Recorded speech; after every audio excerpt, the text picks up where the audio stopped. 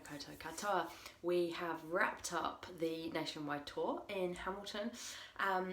Was a fabulous evening and a great way to end pretty much where it all started, and great to reconnect with some familiar faces, meet some new faces. I have really enjoyed getting out and about over Aotearoa and connecting with people in person, live in a room again. But I know there were quite a few of you who wanted to come along and couldn't, either because of COVID, because of sick people in your household, meaning you're isolating, or just because we didn't come close enough to where you live. So I wanted to do this video specifically for you and talk about some of the themes that came up, not just in terms of the content that I was delivering during this tour, but also the conversations that we had in the room. And I will also be doing a tour wrap-up online. So there is a lunchtime webinar delving into exactly what we've talked about when we've been live on tour, and that's on the 10th of August, so keep an eye out for that, and that means you don't have to miss out on the content. But here's a few of the highlights.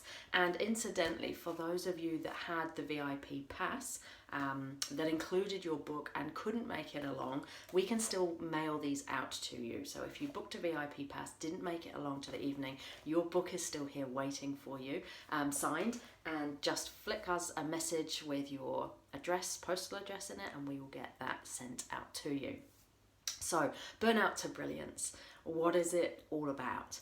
This journey, I think, where we feel, particularly off the back of the last couple of years, where we're closer to the bottom end of that scale, the burnout scale, than we are to the upper end, to the brilliance end of the scale.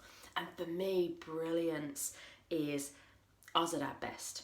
It's our peak performance, but it's how we feel, the energy that we have. And when someone is their brilliant best, you know, just by looking at them walking into a room, right, it emanates off us like a light bulb, the energy that we have, the disposition we have, but also how that plays on into the relationships we have, the cognitive function and the clarity of mind that we have, the ability to bounce back from setbacks that we have. So all of this stuff is what we're aiming for, whether we're talking about work or life. And for me, the light bulb here on the book cover, for me, is synonymous with this analogy of brilliance. And it's something that I can't take credit for because my designer actually came up with the light bulb image, but everything fell into place at that point. Because for me, brilliance is how we shine. It is a lightness. It's also powered by energy. And yet it can look very different. You know, we're all different shapes and sizes and makes and models of light bulb. And yet we all have this similarity that if we're left on for too long, we burn out, we run out. And when I was in the Kingdom of Bhutan, who are famous for gross national happiness in place of GDP as to how they measure their country's progress, there were lights everywhere, butter lamps and temples everywhere. And sometimes next to the temples, there are whole rooms of butter lamps. It's like the floor is on fire. And there is a saying in Buddhism that lightness is the knowledge that dispels the ignorance of darkness. And for me, this lightness and this knowledge of redefining what brilliance means gets us away from the darkness and the heaviness of the ignorance of the myth that we've been sold, particularly around busyness. And that's what I want to talk a little bit more about. So I had this big aha moment when I was writing the book that came actually whilst I was writing the introduction, which was actually at the end of the book, which I know sounds odd. So once the book is written, you put a conclusion and an introduction either end of it as bookends. And I was reflecting on the content, writing the introduction, and I suddenly realised it is our pursuit of brilliance that has actually landed us in so much burnout. It is this quantity model where the busier we are, the more we do, we think. The more we contribute, the better value we are as a person, we think. And that more is always better, and we're never enough. So we've always got more to do, or we always need to achieve more. And it's this pressure we put on ourselves that we think is the pursuit of brilliance that actually winds us up in burnout, because in that space, there's always more to do, and we never achieve brilliance. And there's this difference that I've talked about on tour, and it's in the book, this difference between quality and quantity.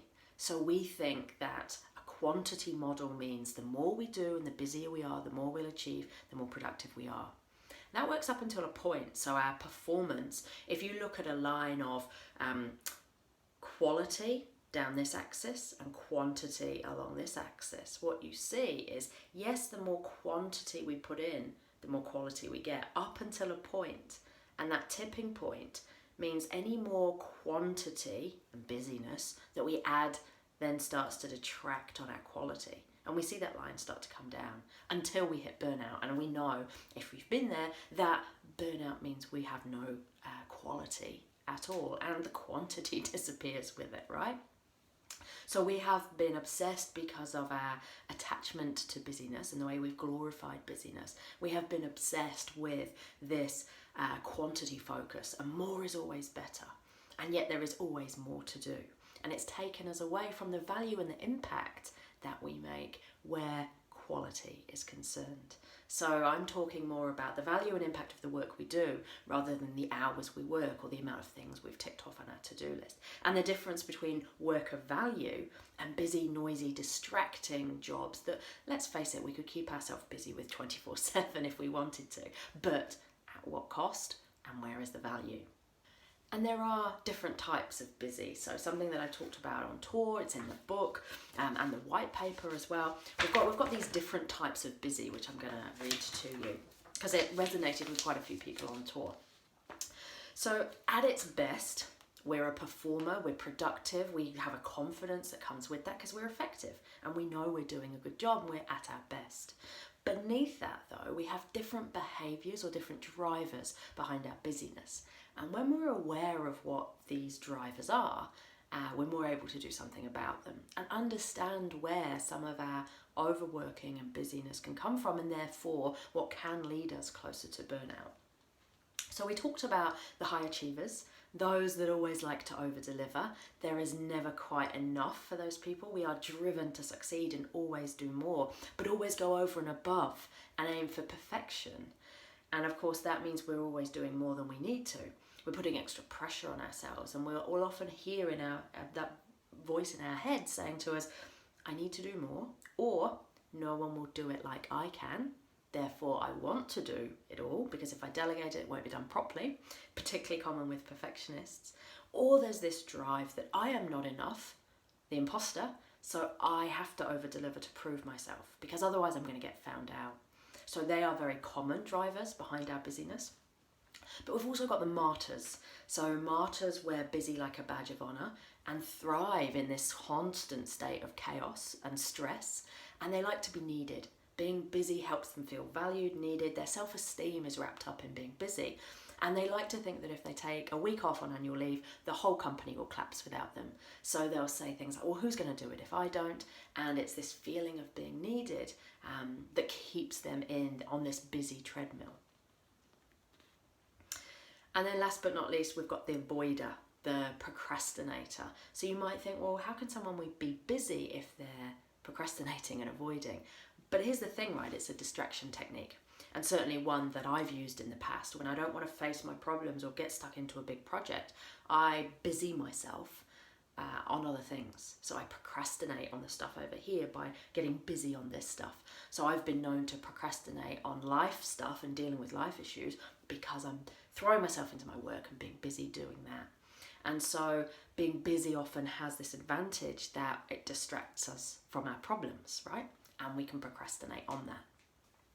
And then of course we have to overlay the COVID impact, our global pandemic, and the impact that has had on our busyness. And I've talked about this a lot on tour. I think we're all feeling like we're kind of here at our line of vulnerability and our coping around all the change and uncertainty. We have been in this space for so long now that our bodies are not designed to be in this constant fight or flight. Normally it's fight or flight until the risk is gone and then we return to normal. But of course with COVID we've been in and out of restrictions, lockdown. It's impacted us all, maybe in different ways, but certainly impacted us all. Our work has changed, and not just once, but constantly changed. Our workloads have gotten bigger often as the businesses we work for pivot and repivot. We have also had challenges around our normal structures and routines. Even leaving the house was difficult at one point during our lockdowns and our restrictions. And I liken it to the mountaineers that you see on Everest. So when you watch the docos, when they're at the top and the air is really thin, they're putting one foot in front of the other really slowly. Even walking is difficult when the air is thin. And these are fit people, right? Because they're climbing Everest. And that's a little bit like what the pandemic has done for our already busy schedules and our busy lives. It has overlaid this thin layer of air that's made everything that bit harder, even mixing with family and friends, going to the supermarket, doing our day job. And of course, for many of us, our day jobs increased with all of the different COVID protocols and pivots and cancellations. And so we had our day job plus our COVID day job, 2 jobs in one. And that's been for the last 2 years. Overlay that with staff shortages, and no wonder we are feeling the pressure right now. And feeling a bit over it. So I remember as a teenager, young girls of my age, we went on the cabbage soup diet. I don't know why, none of us needed to lose weight when we were that age, but that was the thing, right, that we did. And it meant, as it suggests, that you ate nothing but cabbage soup for a whole week. And at the end of that week, you never wanted to see another cabbage again. Now, I don't even know if we lost weight, I can't remember. I'm pretty sure we lost the will to live. But when you get to that point of, I am over this, that is enough, I cannot take any more, it's kind of like where we've got to with change and with COVID, with restrictions, with worry, anxiety, all the stuff that we've been immersed in over the last 2 years. We have got to the point now where we're just over it, sick of it, and at our kind of terms of our coping mechanisms, right, the line is right here. We are just keeping our heads above water. And it's why sustainability is so important. And I've talked about this pretty much at every tour event. We used to talk a lot about self-care. I think it's become an overused term. It's also a more difficult conversation to have at work. But when we talk about sustainability, it's a lot easier to take seriously at work. We talk about our environmental sustainability, our business sustainability. We don't talk about sustainability of ourselves as a resource. How do we keep energized? How do we keep our heads above water? And one of the analogies I've used on our tour dates has been around this road trip. So if you're on a road trip and your fuel light comes on, you would never dream of driving past a fuel station because you know the car's going to stop, right? You won't get to the destination. And yet, even though it adds time onto our journey, we still stop, we pull over, we put fuel in the car, and then we get back on the road and we know it gets to our journey, our destination. If we don't do that, the car breaks down on the side of the road. But how many times do we do that to ourselves? Our inner fuel gauge comes on, we get sick or some other warning sign, and we think, I'm too busy to rest, I'm too busy to pull over for fuel, I've got to keep going, push through, and then we break down before we get to the destination. So what does your inner fuel light look like? Is your tank half full or more? Is it running on empty, or is it running on the fumes of empty? And what do you need? What is your equivalent of pulling in to get refueled? So when you plug yourself in for charge and refuel that tank, what does it look like for you? So I am in Raglan for a long weekend, post-tour, taking some time off. That is my version of refueling because I've been on the road a lot. And it's been a busy time. So one of the things I've talked about on tour is when we hit peak performance, having this rest and recovery period so that we've got these constant peaks and flows. And I'll talk about that in a second and why that's important. But sustainability, you get to decide what you do. The important thing is you pull over when you need to. You get to refuel. So you decide how you refuel, but it's making time for it and checking in with ourselves. How full? You can do this every day. An energy audit is a really quick and easy task to do. How full is your fuel tank? And when does it need refilling? How are you going to do that?